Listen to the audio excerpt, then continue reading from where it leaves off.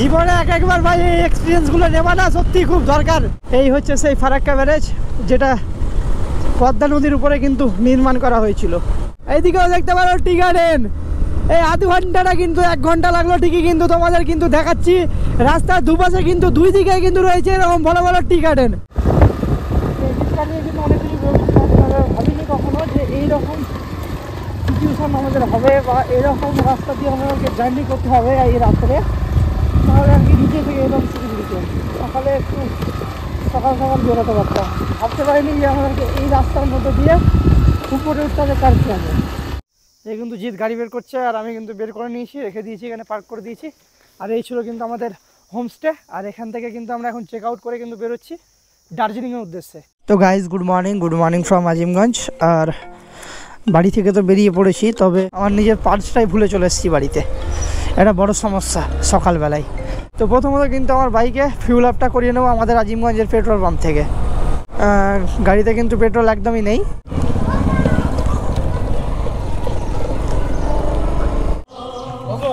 হাজার 5।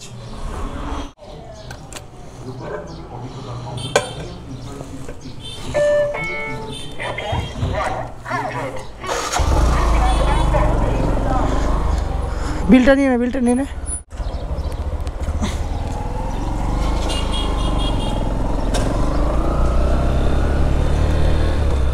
জয় মা কীটেশ্বরী।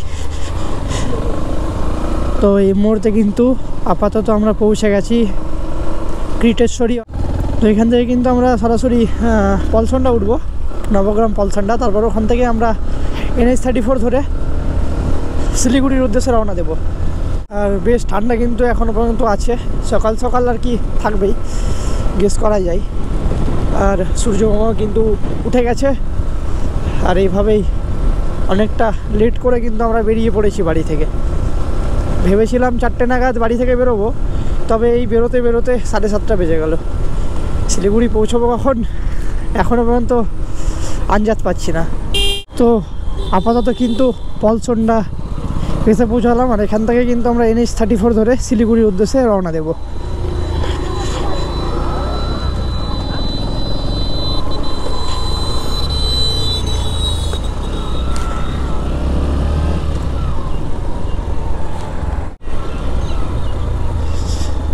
এখানে দাঁড়াই, ওরা পেছনে পড়ে গেছে, দেখি কতক্ষণে আসে আর কি।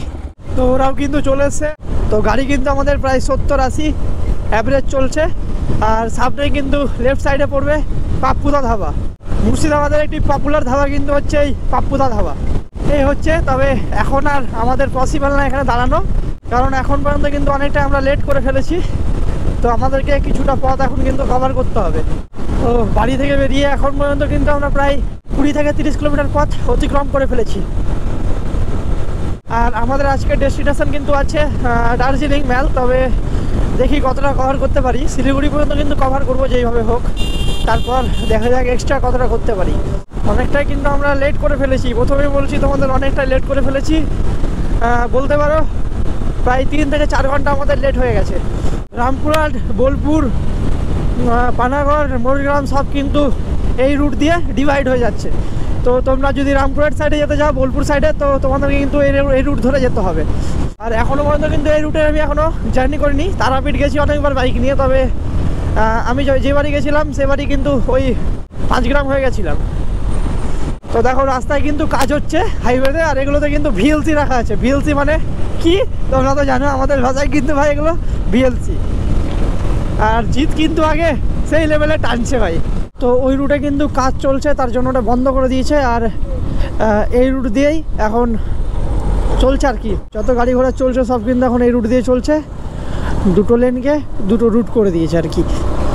তো ওই রুটে কিন্তু এখনও বন্ধ করা রয়েছে, কাজ হচ্ছে। আর ইতিমধ্যে আমরা কিন্তু চলে এসেছি আয়রন ব্রিজ। অনেক পপুলার কিন্তু একটা ব্রিজ, রেল ব্রিজ এবং রোড ব্রিজ, যেটা হচ্ছে আয়রন ব্রিজ। আর স্টেট বাসকে দেখো ভাই, ভাই কাউকে চেনে না ভাই, নিজের মতো টানে ভাই স্টেট বাস। আর এই দেখো আমরা কিন্তু আয়রন টোল প্লাজা কিন্তু চলে এসেছি। আর আমাদের এই বাইকের জন্য কিন্তু কোনো টোল দিতে হবে না। তোমরা হয়তো জানো আমাদের এই হাইওয়েতে কোনো বাইকের টোল ফি বা টোল চার্জ নেই, তো আমরা লেফট হয়ে কিন্তু বেরিয়ে যাব। তবে হ্যাঁ, ভারতবর্ষের কিছু কিছু হাইওয়ে যেমন পূর্বাঞ্চল এক্সপ্রেস, এরকম কিছু কিছু এক্সপ্রেসওয়েতে কিন্তু বাইকেরও টোলে ট্যাক্স দিতে হয় বা টোল চার্জ দিতে হয়। তো এইভাবে কিন্তু আমরা এই দুটো বাইক নিয়ে বেরিয়ে গেলাম। আমরা বলে না, যতজনই কিন্তু রাইড করছে সবাই কিন্তু এইভাবে লেফট সাইড দিয়ে বেরিয়ে যাচ্ছে। তোমাদের বলছিলাম NH34 কিন্তু সম্ভবত 12-এ ট্রান্সফার হয়ে গেছে। লেখা আছে দেখো NH12, গুয়াহাটি, শিলিগুড়ি, গুয়াহাটি সব কিন্তু এই রুটেই পড়বে। তো এই হচ্ছে কিন্তু আইরন টোল প্লাজা। আর আমাদের সঙ্গে কিন্তু রয়েছে, অর্থাৎ আমার সঙ্গে রয়েছে, তোমার নাম বলো, একটু পরিচয় বলো। আমার নাম জিৎ মন্ডল, বাড়ি হচ্ছে আজিমগঞ্জ ঘোষপাড়া। আর একে তো চেনা যাবে না, তাও তোর নাম বল। আমার নাম সাদীপ মন্ডল, আজিমগঞ্জ। আর এই হচ্ছে জিতের সেটআপ, আর আমার হচ্ছে ওখানে প্লাটিনার সেটআপ। আমাদের ট্যালেন্টেড বয়, নামটা বলো। রিক। আবার রিক? সঠিক নাম বল না। বাপি। বাপি লাইরি। আর কি বলতে চাইছিস দর্শকদের? আরো অনেক কিছু দেখাবো, চলো। আচ্ছা, তো চলো। এই হচ্ছে কিন্তু আমাদের সেটআপ, দেখে নিতে পারো। আর ইতিমধ্যে প্রথম টোল প্লাজা কিন্তু আমরা পার হলাম। আর এই টোল প্লাজা পার হয়ে কিন্তু বেরিয়ে যাব মালদা হয়ে শিলিগুড়ির উদ্দেশ্যে। আর এই হচ্ছে কিন্তু ডাকবাংলা মোড়। এই বাদিকের রাস্তাটা কিন্তু পাকুড়ের দিকে যাচ্ছে। তো আমাদের ডেস্টিনেশন কিন্তু আছে শিলিগুড়ি। তো পাকুড়ের রাস্তায় গিয়ে আমাদের কোনো কাজ নেই। আর জামটা দেখো শুধু জাস্ট এখানে। কপালে যে আজ কি আছে সত্যি বুঝতে পারছি না। জামে যদি ফেসে যাই তাহলে ভাই আরও 2 থেকে 3 ঘন্টা এক্সট্রা চলে যাবে আমাদের। আমার বাইক সার্ভিস করানোর পরেও কিন্তু কিছু কিছু মিরর প্রবলেম আমি এখন বুঝতে পারছি। তো এগুলো সামনে কোনো লোকাল গ্যারেজে দেখাতে হবে, দেখা যাক কি হয়। এই হচ্ছে কোথা থেকে আসে এরা, সত্যি বোঝা মুশকিল। কিছু সেকেন্ডের জন্য না একদম এরা সত্যি আলাদাই ভয় লাগিয়ে দেয়। বাঁ দিক দিয়ে কিন্তু আমাদের রেল ট্র্যাক যাচ্ছে, আর আমরা ডান দিক দিয়ে এই NH12 দিয়ে কিন্তু এগিয়ে যাচ্ছি শিলিগুড়ির উদ্দেশ্যে। ফারাক্কা ঢুকে গেলাম, কিন্তু ফারাক্কার এই টানেল বা রেল টানেল যেটা আছে এটা পার করে কিন্তু একটা গ্রামের ভিতর দিয়ে একবার আমি শিবগাদি গেছিলাম, তোমাদের দেখিয়েছিলাম। তো সামনে কিন্তু কিছুটা গেলেই ফারাক্কা ব্যারেজ পড়বে। দেখো লেখা আছে NTPC ফারাক্কা। ব্যারেজের কাছাকাছি এসে, মানে ফারাক্কা ব্যারেজের কাছাকাছি এসে কিন্তু জ্যামটা দেখো জাস্ট। ট্রাক কিন্তু পড়ে আছে অনেক পিছন পর্যন্ত। তো আমাদেরকে কিন্তু এরকমই অফরোডিংভাবে ব্রিজ পর্যন্ত যেতে হবে, ব্রিজটা পার করতে হবে, তারপর টানবো আবার। কিরে ভাই, আজকে পৌঁছাবো তো? তো মাথা খারাপ জ্যাম ভাই। মাসের পেছনে থাকলে ভাই অটোমেটিকলি জায়গা হয়ে যাবে। তো গ্যাপ পাওয়া গেছে। এই দেখো জ্যামটা দেখো জাস্ট। এই ট্রাফিক মোড়ে কিন্তু জ্যামটা পড়ে গেছে। সামনে ব্রিজেও থাকবে আশা করি কিছুটা জ্যাম, কারণ যতবারই আসি ততবারই চোখে পড়ে। এই দেখো তোমাদের বলতে আছি, আর সামনে জ্যাম কিন্তু লেগে পড়েছে অলরেডি। তো আমাদেরকে কিন্তু একটু অফরোডিংভাবে যেতে হবে, দেন ব্রিজটা পার করতে হবে আপাতত। ও ভাই ধুলা দেখো, ভাই ধুলা দেখো ভাই। ধুলো খেতে খেতে ভাই আজকে পেট ভরে যাবে যা দেখছি।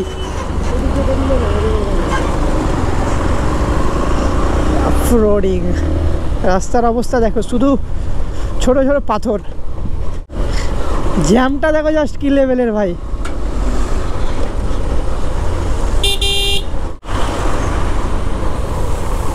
আরে বাপ রে, একটু গ্যাপ পেলেই ভাই বেরিয়ে যাবো। এইভাবেই যেতে হবে, তাছাড়া কোনো রাস্তা আমি দেখতে পাচ্ছি না এই জ্যাম পার করার।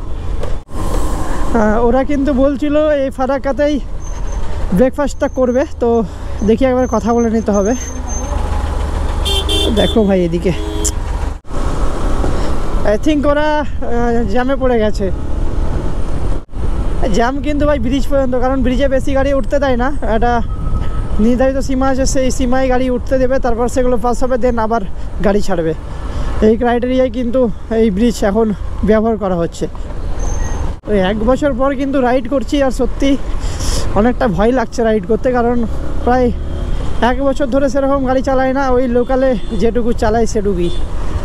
তো বাইরে প্রায় 1 বছর পর গাড়ি চালাচ্ছি, তো একটু আর কি ভয় লাগছে। রাস্তায় জ্যাম দেখো জাস্ট। আমরা কিন্তু ফুটপাতে উঠে গেছি গাড়ি নিয়ে, আগে বাপিরা আছে, আমরা পেছনে। তো এইভাবেই টানতে হবে, রাস্তা নাই ভাই।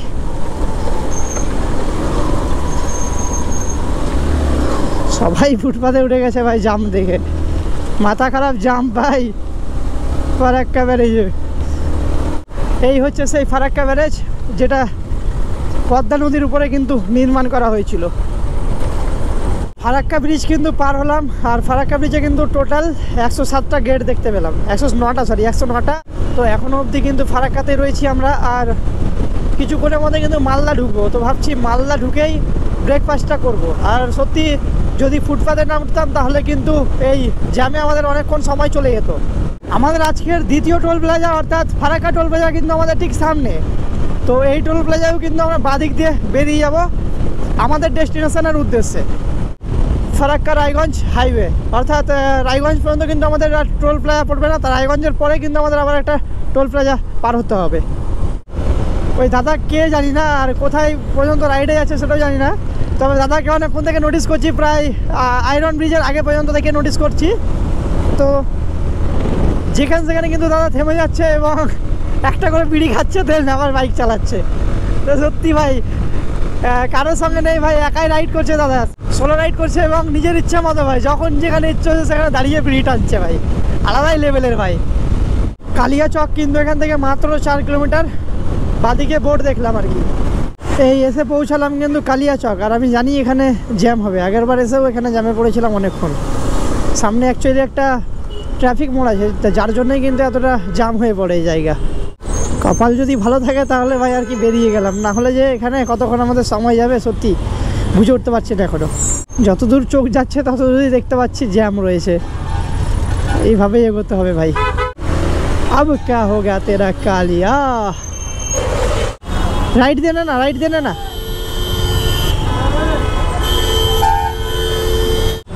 বেরোতে পারবি ভাই? বেরোতে পারলে বেরো।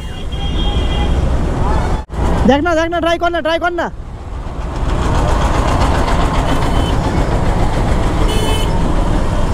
হয়ে যাবে, বেরো বেরো বেরো বেরো।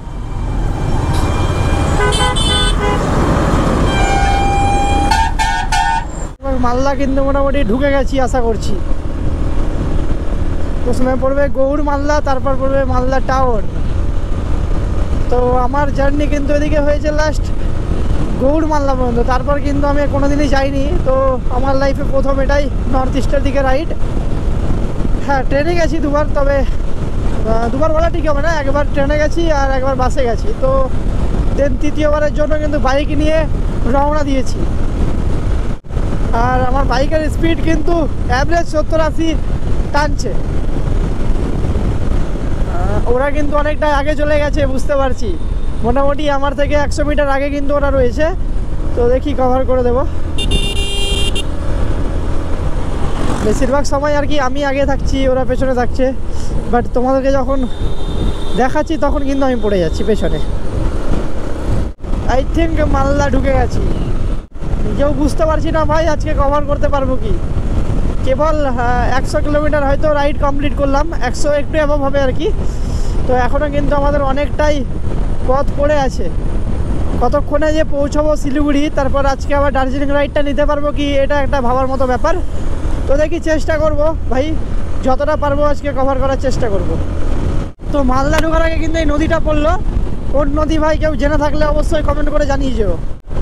ইতিমধ্যে আমরা কিন্তু মালদায় রয়েছি, কিন্তু প্রপার যে মালদা টাউন সেটা ঢুকতে কিন্তু কিছুটা পথ এখনও বাকি রয়েছে। সামনে দেখা যাচ্ছে রায়গঞ্জ, বুলবুল, চণ্ডী, মালদা লেফটে কিন্তু চলে যাচ্ছে তাই বলছে। অর্থাৎ এই লেফটে যে রাস্তাটা নেমে যাচ্ছে এটা কিন্তু হচ্ছে মালদা দিকে চলে যাচ্ছে। বাপিরা কিন্তু অনেকটা এগিয়ে গিয়েছে, তো একটু আমাদেরকেও এই ডিস্টেন্সটা কভার করতে হবে। ভাই তো সুপার বাইক নিয়ে ঢুকলো পুরোপুরি। গ্রেট ভাই গ্রেট। আর আজকের দিনে আমাদের 3 নম্বর টোল প্লাজা হচ্ছে এই আরও একটি ফারাক্কা রায়গঞ্জ টোল প্লাজা, যেটা অবস্থান করে রায়গঞ্জে। ইতাহার বলে যে জায়গাটা আছে সেখানে অবস্থান করে এই টোল প্লাজাটা। গাজল রায়গঞ্জ, আর লেফট কেটে যাচ্ছে NH 81 চঞ্চল। সো আমরা কিন্তু ন্যাশনাল হাইওয়ে 12 ছাড়ছি না, এটা ধরেই শিলিগুড়ি পৌঁছতে হবে আমাদের। তো চলো দেখি সামনে আর কি তোমাদের দেখাতে পারি। এই দেখো ভাই,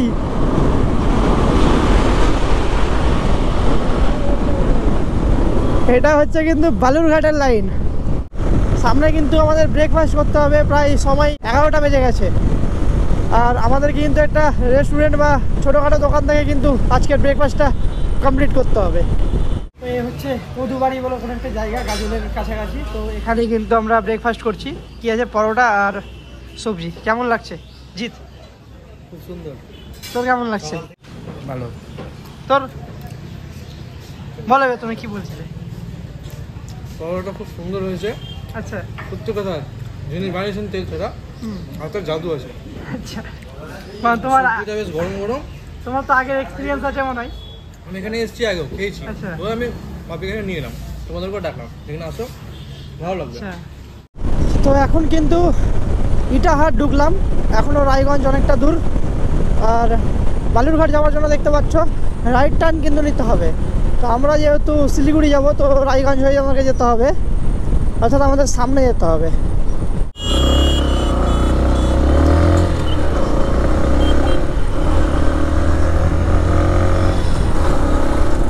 এটা ইটাহার বলছে সম্ভবত। রায়গঞ্জ 14 কিলোমিটার কিন্তু এখান থেকে গাইস। আর এই জায়গাটার নাম হচ্ছে ইটাহার। না কাকু না, এরকম করতে পারো না তুমি। দেখলে দেখলে এখনই কিন্তু খেলা হয়ে যেত। কুকুরটাকে এইভাবে তাড়িয়েছে আমার গাড়ির পেছ দিয়ে জাস্ট। সত্যি মাইরি। ডালখোলা, রূপাহার, রায়গঞ্জ লেফটে, আর সামনে চলে যাচ্ছে ডালখোলা। জাস্ট ভিউটা একবার দেখুন। মাঝে মধ্যে ভাই নিজের বাইক নিয়ে একবার নর্থ ইস্ট রাইডে বেরোনো উচিত ভাই। ওয়েস্ট বেঙ্গল থেকে বিলং করলে এটা মাস্ট লাইফে একবার, অন্তত একবার প্রয়োজন আছে ভাই। NH-12 ভাই উন্নতি দেখো ভাই। এখন আমরা কিন্তু 3 লেন রুটে আছি, আবার কিন্তু 2 লেনে চলে যাচ্ছি। ভারতবর্ষের রোড এখন ভাই সত্যি ভাই ভালো জায়গা বানিয়ে নিয়েছে ভাই এই নীতিন গাডকারি এসে। রাস্তা দেখো ভাই 3 লেন, এতক্ষণ কিন্তু আমরা 2 লেনে ছিলাম, আর এবার দেখো 3 লেন রুটে আছি আমরা। জীবনে একবার ভাই এই এক্সপিরিয়েন্সগুলো নেওয়া না সত্যি খুব দরকার।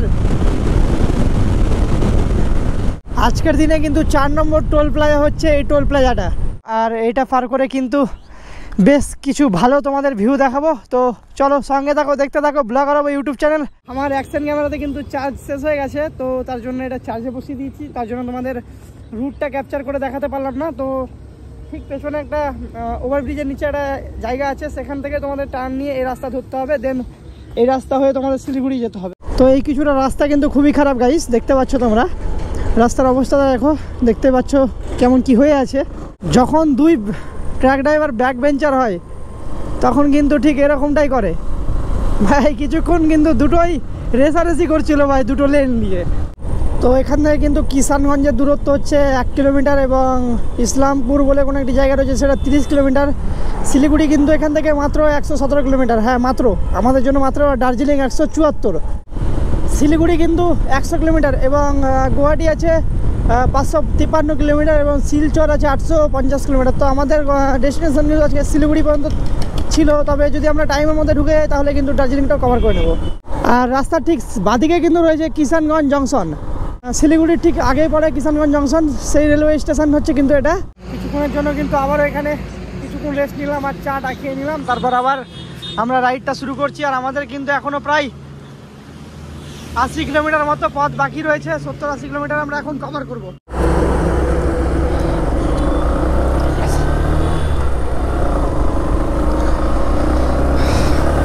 তো এখান থেকে কিন্তু আমাদেরকে রাইটে বাইপাসটা ধরে নিতে হবে শিলিগুড়ি যাওয়ার জন্য। আর প্রায় 70 থেকে 80 কিলোমিটার মতো পথ কিন্তু আমাদের বাকি থেকে গেছে। ওটা কিন্তু আমাদেরকে খুব তাড়াতাড়ি, মানে ঘন্টা 1-1.5 মধ্যে আমাদেরকে কভার করতে হবে। যত তাড়াতাড়ি আমরা শিলিগুড়ি পৌঁছাতে পারবো তত তাড়াতাড়ি কিন্তু আমরা দার্জিলিংয়ের জন্য রওনা দিতে পারবো। নাহলে আজকে দিনটা আমাদেরকে আবার শিলিগুড়িতে স্টে করতে হবে। দার্জিলিং কিন্তু 124 কিলোমিটার, আর শিলিগুড়ি এখান থেকে 52 কিলোমিটার। NH-31 কিন্তু হচ্ছে রুটটি। আই থিঙ্ক 1 ঘন্টার মধ্যে কিন্তু আমরা শিলিগুড়ি ঢুকতে চলেছি। এগুলো কি বলো তো একবার, জাস্ট টি গার্ডেন ভাই, টি গার্ডেন। এইদিকেও দেখতে পারো টি গার্ডেন। এই আধ ঘন্টাটা কিন্তু 1 ঘন্টা লাগলো ঠিকই, কিন্তু তোমাদের কিন্তু দেখাচ্ছি রাস্তার দুপাশে কিন্তু দুই দিকে কিন্তু রয়েছে এরকম ভালো ভালো টি গার্ডেন। এখান থেকে শুরু, শেষ কোথায় তার তোমরা খোঁজ পাবে না। যদি একটু লাইট থাকতো সত্যি থেমে ভাই আগে ছবি তুলতাম, তারপর আবার এগোতাম। তবে আমাদের হাতে বেশি সময় নেই, কারণ আজকে আমাদেরকে দার্জিলিং উঠতে হবে, তো সময়ের একটু অভাব আছে, তার জন্য এগুলোতে দাঁড়াতে চাইছি না। তবে তোমাদের দেখাচ্ছি কিন্তু দুই সাইডে রয়েছে টি গার্ডেন, দেখতেই পাচ্ছ, ঠিক এই দিকটাও রয়েছে টি গার্ডেন এবং ওই দিকটাতেও রয়েছে টি গার্ডেন। আবারও একটা টোল প্লাজা, আর এই টোল প্লাজাটা আছে তোমাদের কি আছে লেখা ভাই, পশ্চিম মাদাতি টোল প্লাজা, পশ্চিম মাদাতি টোল প্লাজা। আর এখানে বলেছে লেন, অর্থাৎ লেন রয়েছে 7টা লেন রয়েছে। বাগডোগরা 14 কিলোমিটার, ফুলবাড়ি 20 এবং জলপাইগুড়ি 53। তো এই বাগডোগরা রোড হয়ে কিন্তু বেরোতে হচ্ছে শিলিগুড়ির উদ্দেশ্যে।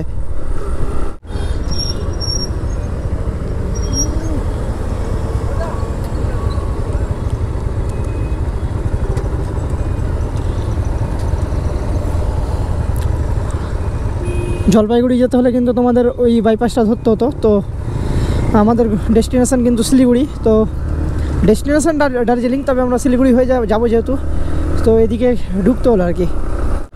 তো এখান থেকে কিন্তু শিলিগুড়ি মাত্র 13 কিলোমিটার আর কার্শিয়াং 38 কিলোমিটার। তো এই 13 কিলোমিটারের জার্নিটা কিন্তু আপাতত আমাদের করতে হবে। রাত্রি কিন্তু নেমে এসেছে আর এখনও কিন্তু শিলিগুড়ি আমরা পৌঁছতে পারিনি। তো এই রাত্রিতে এই কুয়াশার মধ্যে দিয়ে কিভাবে দার্জিলিং পৌঁছাবো এটাই কিন্তু ভাবার মতো ব্যাপার। তবে দেখি ওখানে স্থানীয় কোনো মানুষের সঙ্গে কথা বলবো, যদি পসিবল হয়ে যাওয়া তাহলে কিন্তু আমরা নিশ্চয়ই আজকে দার্জিলিংটা কভার করব।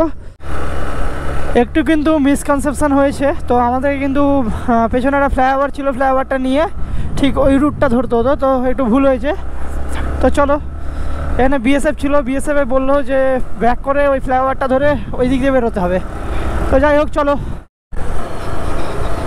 আই থিঙ্ক এটা গুয়াহাটি রোড সামনে যেটা বেরোচ্ছে, তো আমাদেরকে এখান থেকে টার্ন নিয়ে এই রুটটা ধরতে হবে। আর এখান থেকে আমাদের এখনও পর্যন্ত কিন্তু 65 কিলোমিটার ডিস্টেন্স রয়েছে দার্জিলিং ম্যালের। তো দেখি এই রাত্রির মধ্যে দার্জিলিং পৌঁছানো যায় কি। তবে হ্যাঁ, চেষ্টা করব, যতটা পারবো চেষ্টা করব। এই রাত্রির মধ্যে দার্জিলিং ভাই, আমি অন্য কাউকে দেখিনি বাইক নিয়ে যাচ্ছে, তবে আমরা আর কি রিস্ক নিচ্ছি। তো হয়তো রিক্স হবে একটু, কিন্তু অ্যাডভেঞ্চারও কিন্তু হবে গাইস।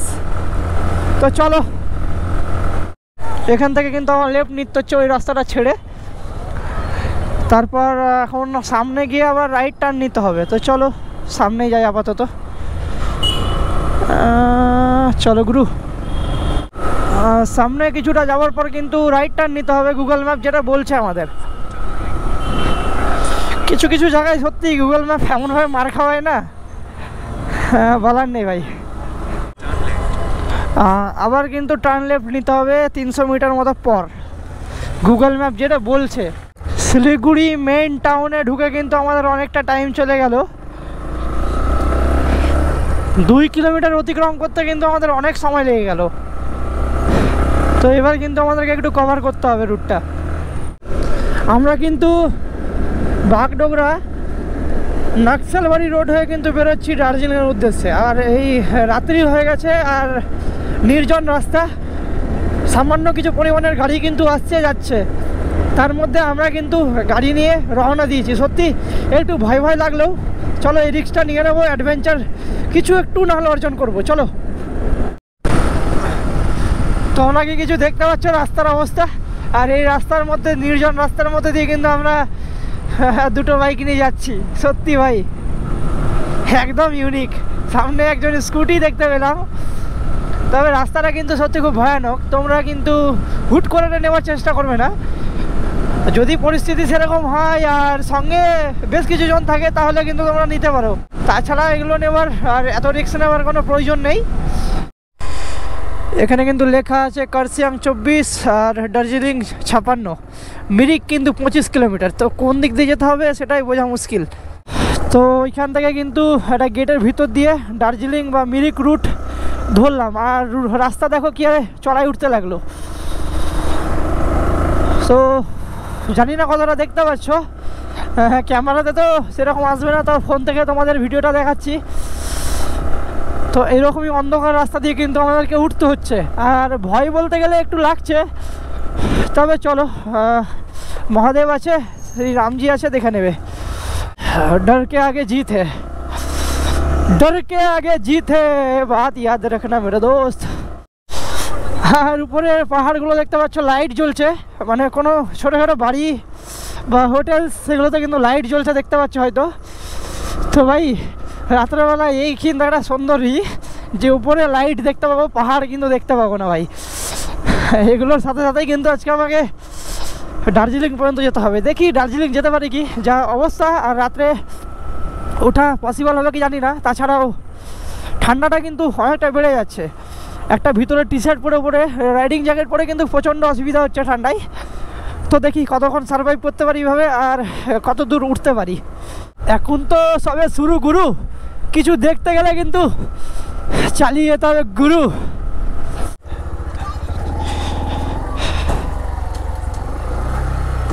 তো ফিউল অফটা কিন্তু করিয়ে নি, নর্মাল নর্মাল নর্মাল ফিউল অফটা করিয়ে নি।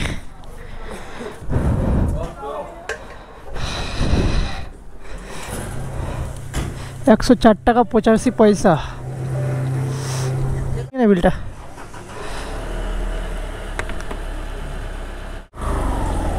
তো ফিউল অফ ডান হয়ে গেছে। এবার আবার আমরা আমাদের গন্তব্যের উদ্দেশ্যে রওনা দিচ্ছি। চলো চলো চলো।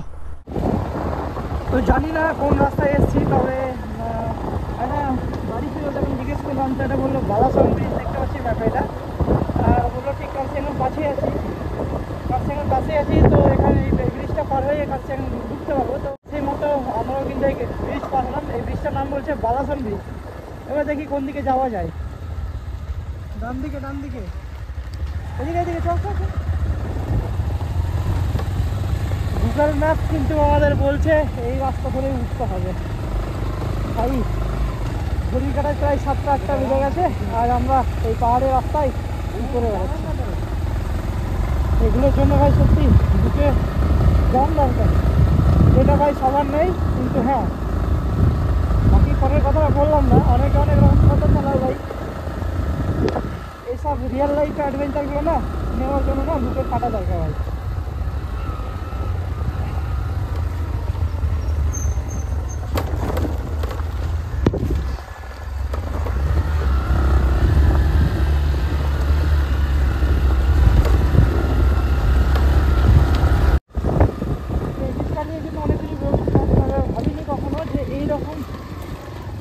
আমাদের হবে বা এরকম রাস্তা দিয়ে আমাদেরকে জার্নি করতে হবে এই রাত্রে, তাহলে আর কি নিচে থেকে এরকম দিকে সকালে একটু সকাল সকাল বেরোতে পারতাম। ভাবতে পারিনি যে আমাদেরকে এই রাস্তার মধ্যে দিয়ে উপরে উঠতে হবে কালচিয়াংয়ে। আর আমি যেমন বুঝতে পারছি আমরা হয়তো অন্য কোনো রুট দিয়ে এসেছি, যেগুলো মানুষজন সেকেন্ড রুট হিসেবে ইউজ করে, সেসব রুটে গেছিলাম, এই সমস্যার সম্মুখীন হতে হচ্ছে। তো আমরা যদি আসতাম তাহলে হয়তো আমাদের সেরকম সমস্যা হতো না। তবে কিছু করার নাই, দেশে যখন পড়েছে, সমস্যা যখন হয়ে গেছে, সমস্যার সম্মুখীন হতে হচ্ছে। দেখা যাক কী হয় শেষ পর্যন্ত। তোমরাও থাকো, দেখতে পাবে। ভয় বলতে গেলে আমাদের চারজনেরই খুব একটা ভয় লাগছে এই রাস্তা দিয়ে জার্নি করতে। আর একদম কিন্তু পাহাড়ের টপে আমরা চলে এসেছি, আর কিছুটা জাস্ট তাহলে কিন্তু এবার পাহাড়ের টপ। আর ডান দিকের ভিউটা দেখলাম,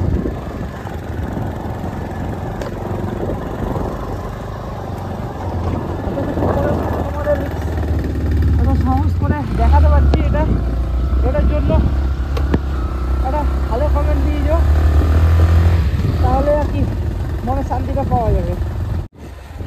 পাহাড়ের উপর থেকে কিন্তু অনেকটা নেমে এলাম। আর এই হচ্ছে ডান দিকে দেখতে পাচ্ছ তোমরা কালচিয়াং, দেখে বোঝা যাচ্ছে এটাই কালচিয়াং। আর সত্যি লাইটে একদম অপূর্ব ভিউ আসছে ভাই রাত্রেবেলায়। দেখো একবার, এখানে কিন্তু এবার আমাদেরকে ঘুরে ঘুরে উঠতে হবে। আর এখান থেকে কালচিয়াং সিটির দূরত্ব হচ্ছে কিন্তু প্রায় 10 কিলোমিটার মতো। খুব কষ্ট করে কিন্তু এই অবধি এসে পৌঁছালাম। এই অবধি বলতে একটি হোমস্টেতে কিন্তু এসে উঠেছি কালচিয়াং পার করে। আর রুমের কন্ডিশন কিন্তু ঠিক এরকম কিছু। দুটো রুম রয়েছে, এটা 2 বেড এবং আরও একটু রয়েছে 2 বেড, আর এই দিকটায় রয়েছে কিন্তু টয়লেট। তো এই কিছু রুম রেন্ট পড়েছে, কিন্তু খুব বেশি না। কত পড়েছে বলো? রেন্টটা ঠিক এখনো সম্পূর্ণভাবে ক্লিয়ার করা হয়নি, কনফিউজ আছে। হ্যাঁ ওটা মর্নিং এ কিন্তু বলেছিল আমাদেরকে 1600 টাকা, তবে আমরা ওটা 1500-তে এনেছি। তো সকালে দেখা যাচ্ছে কত লাগছে আর কি। তো চলো আপাতত ডিনারটা করে নি। বলো বাপি দাদা, কেমন অভিজ্ঞতা হলো সকাল থেকে? অভিজ্ঞতা বলতে আমরা কিছুক্ষণ আগে এসে পৌঁছলাম, যে অ্যাডভেঞ্চার ট্রিপটা করলি সেটা ব্যাপারে বল। আর আমরা যে রাস্তা দিয়ে এলাম সেই রাস্তায় আমরা 4 জন ছাড়া আর কেউ ছিল না, এতটাই ছিল? বলবো। ছিল, হ্যাঁ ছিল না, গাছপালা গাছপালা, ছাড়া কেউ ছিল পাহাড়। না। তো ওর মধ্যে দিয়ে কিন্তু আমাদেরকে আসতে হলো। সত্যি খুব খারাপ অভিজ্ঞতা হলো, প্রথম লাইফে এরকম। বুঝতে পারছিলাম না আদৌ এই কারসে আসতে পারবো কি আসতে পারবো না, তার মধ্যেই কোথায় বাদ দাও ওইসব। তবে সবার কা ফল মিঠা হতা হয়। হ্যাঁ। আমরা যেমন এমন একটা জায়গায় আছি, পাশে দেখতে পাচ্ছ টয় ট্রেনের, এইভাবে দেখতে পাবে, এইভাবে দেখতে পাবে। এই হচ্ছে টয় ট্রেনের লাইন, মানে আর এই হচ্ছে সকালবেলায় হোমস্টে। তোমরা দেখতে পাবে যে পাশ দিয়ে টয় ট্রেন যাচ্ছে, যদি আমরা উঠতে পারি ভোর 5টা-6টায়। তাহলে দেখাতে পারবো, তাই তো? হ্যাঁ। তারপর কিছু বলছো না তুমি, চুপচাপ আছো। বলতে গেলে সকাল থেকে বেরিয়ে এখন পর্যন্ত যতটা জার্নি করেছি খুব একটা টাফ না এবং খুব একটা কষ্ট করে ব্যাপার না। আর যদি কষ্ট ব্যাপার হতো তাহলে এখন দাঁড়িয়ে থেকে কথা বলতে পারতাম না, পিছনে পড়ে যেতাম। এই বন্ধুটা আমার উপর রেগে গেছিল এখন রুম ঠিক আছে, পাইনি বলে, অসুবিধা নেই। আবার সকালবেলায় তাকে আমি আর অভয় বড় রুম দেখে- খুঁজে দিয়েছি। একদম অনেকটা ভাইলেন্ট হয়ে গেছিল। তো যাই হোক, আপাতত কিন্তু ডিনারটা করে বাকি কিছু বলা যাবে না। চলো বন্ধু শুভরাত্রি। রুম কেমন লাগছে আগে? বন্ধু রুমটা কেমন লাগছে? যেটা নেওয়া হয়েছে হ্যাঁ। রাস্তার ধারে হ্যাঁ। খুব ভালো, মোটামুটি ঠিকই আছে। হ্যাঁ, তুমি satisfied 4 জন হয়েছো মানে কিনা? বন্ধু হিসাবে স্যাটিসফাই। ঠিক আছে। হ্যাঁ স্যাটিসফাই হয়েছো কিনা? হ্যাঁ, কিন্তু আমি গত বছর যেখানে ছিলাম হ্যাঁ। ওটা পুরো শিটং এ ছিলাম, পুরোটাই মানে সৌন্দর্যটা আলাদা, এরকম কিন্তু ঘেরাঘুরি হতো না, পুরোটাই পাহাড়, মানে সবই ক্যাপচার করতে পারছি। কিন্তু সূর্য, মেঘ, কিন্তু পাহাড়। সময়টা কত হয়েছে সেটা বুঝতে হবে তোমাকে। ঠিক আছে, আর ওখানে এটা এবং- এটা এটা যে আমরা ওইখানে দাঁড়িয়েছিলাম, ওখান থেকে দেখতে পেলাম হোটেলের হোমস্টের কাউকে, তো তার সঙ্গে কথা বলে যে পেয়ে গেলাম, এটা সব থেকে বড় ব্যাপার। যেটা এখন আমাদেরকে হ্যারাসমেন্ট হয়ে হতে, হয়তো গাড়ি চালিয়ে চালিয়ে সারা রাত্রিতে আমাদেরকে দার্জিলিং যেতে হতো, সেটা কিন্তু করতে হলো না। তো বেশি না বকাবকি করে চলো খাওয়া দাওয়া করে নিই। ঠিক আছে, চলো। আচ্ছা তাহলে গাইস সকালে দেখা হচ্ছে। না না, তার আগে গুড নাইটটা বলতে হবে তো। ও গুড নাইট। তো এই হচ্ছে কিছু আমাদের ডিনারের থালিটা দেখো। হোমস্টে কেউ বলবে না, এটাকে বলবে আজকে নিজের বাড়ি বলে চলে নাকি। একদম। এটা দিয়েছে কি বলো, এটা কি? দিলখোশ তো বড় হয়ে গেল। আচ্ছা তাহলে পাপড়, পাপড় ওটাকে কি বলে? দিলখোশ।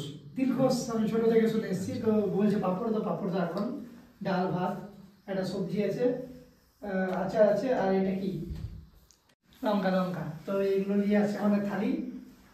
তো এখনো স্বাদ কি কেমন কি হবে কেউ আইডিয়া পাচ্ছি না, তো আগে খাবো তারপর বুঝতে পারবো। আর বেশি কথা বললাম না, তারপর কথা হবে। আর অনেকটাই ঘুম চেয়ারা হয়ে গেছে, খেয়ে দিয়ে ঘুমাতে হবে, তার থেকে বেশি কিছু বলতে চাই না। চলো খাও।